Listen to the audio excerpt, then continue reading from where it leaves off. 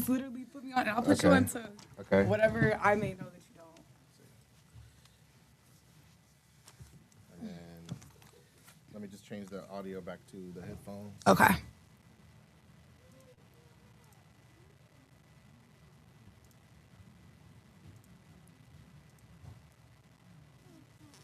Okay, and you should be able to talk and hear yourself in the mic. 1, 2. You hear yourself? Yep. Okay, now give me. Okay,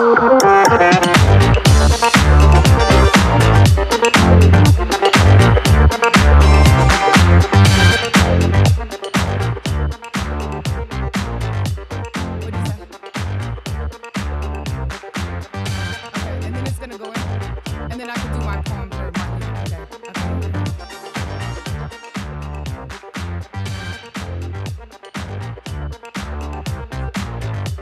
What is it? All right.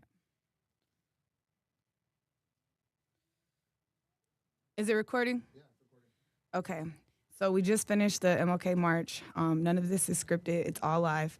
But since I didn't get to perform on the stage to do my poem for Martin Luther King Day, we're going to do it right now.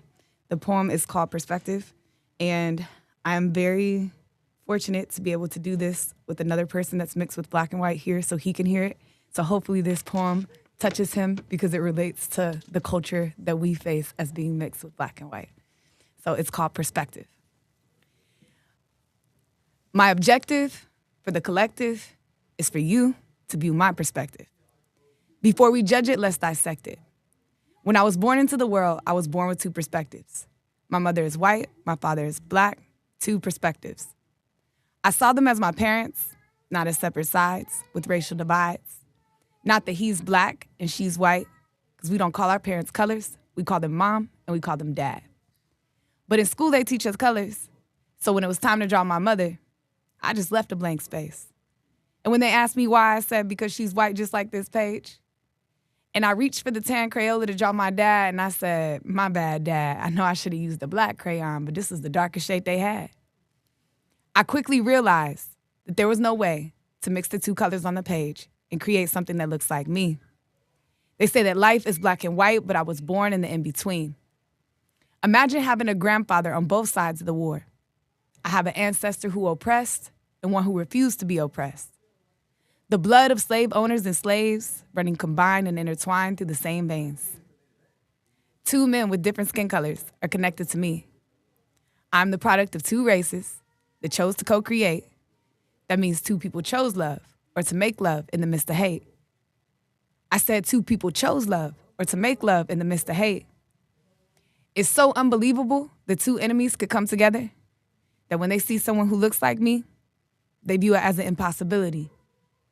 They say you can't be both because both doesn't exist, even though I'm proof that both exist. They tell me to pick a side. So I think about the perspective of my white grandfather's side. His name is Bethel from Nashville, Tennessee.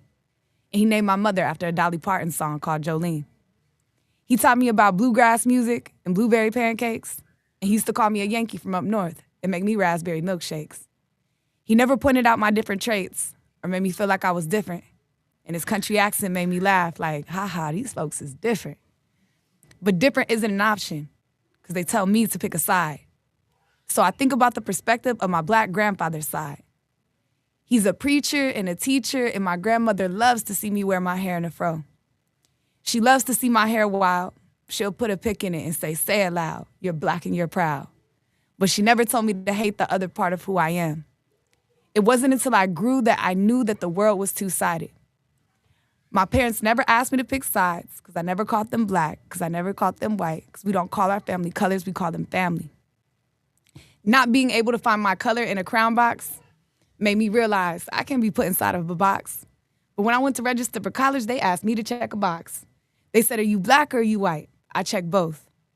They asked me to pick a side because life is only black and white. But what happens when you're me and you're born in the in-between? I'll never be seen as white because white people don't see it that way. Most white people say it's the curly hair that gives it away. Your father must be black because white people ain't got hair like that. And then black people always tell me, I can only celebrate half the month of February. Because when you're half black, you're only black half the time. But I'm not sure how that works because because I've never clocked in and out of my skin just to divide the time. They say I have the best of both worlds. What happens when neither world will accept you? They acknowledge you and then reject you, my perspective. It's funny they ask me to choose between two races that would never fully choose me. Or when people are supposed to introduce me, but instead they look at me perplexed and say, "What are you?" What they really mean is they've come to realize that my skin can't be defined by the faulty catalogs of their narrow, limited perspective minds. And they can't accept that there's something that exists in between, even though I'm proof of the impossible mixture that can be seen. Choosing races reminds me of choosing which parent I wanted to live with after the divorce. Two opposing parties trying to coerce me into viewing their perspective, making me select things that logically can't be selected. The reverse psychology of giving me a choice just to take away my choice because I say that I'm both, but the one box maximum takes away my voice. They say a double-minded man is unstable in all his ways. But what happens when picking neither side is actually being authentic? It's choosing to acknowledge what others hate to admit. It's choosing to remember that nothing is all or nothing. You see, it's all about perspective. I think when Martin had a dream that blacks and whites would hold hands, maybe he saw a vision of my teenage parents at a party when they decided to dance. And even though their love was short-lived, it was lasted long enough to produce two kids that would be proof that harmony exists in the midst of injustice.